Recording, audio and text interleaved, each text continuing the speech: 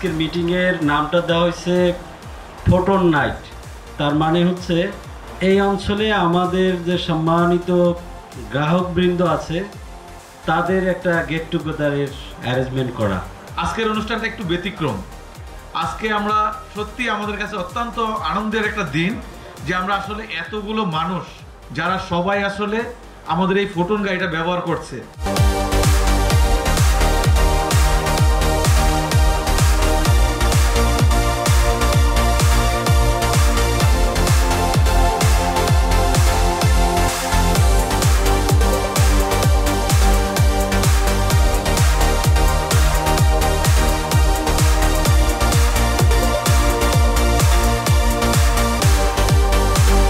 কোনো কোম্পানি নোয়াখালীতে এত সুন্দর একটা প্রোগ্রাম উপস্থাপনা করছে গ্রাহকের জন্য।